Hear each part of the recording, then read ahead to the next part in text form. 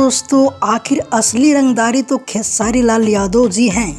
मैं बता देना चाहता हूं कि खेसारी लाल यादव के जो आप ये पिक देख रहे हैं, जो कि ढोलक लेकर बजा रहे हैं और बगल में एक एक्ट्रेस डांस कर रही है।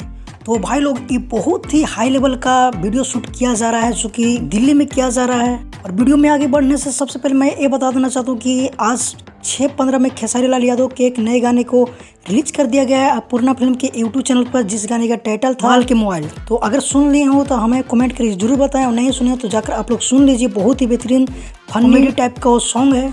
तो चलो वीडियो में आगे बढ़ते हैं। तो खेसारी लाल यादव के बहुत ही रंगदारी टाइप का सॉन्ग आने वाला है, जो कि रानी एक्ट्रेस के साथ आने वाली है। और एक अपडेट मैं दे देना चाहता हूँ, जो कि आप लोग जान रहे होंगे क्रिएटर काजल को, जो कि आज बहुत ही कुछ दिन वायरल गर्ल ए बनी हुई थी और बहुत ही तेजी से वायरल हो रही थी। इसको डांस बहुत ही तेजी से पसंद किया जा रहा था। तो खेसारी लाल काजल के साथ एक गाने ये हैं, जो कि बहुत ही जल्द आप लोग को सुनने के लिए मिलेगा।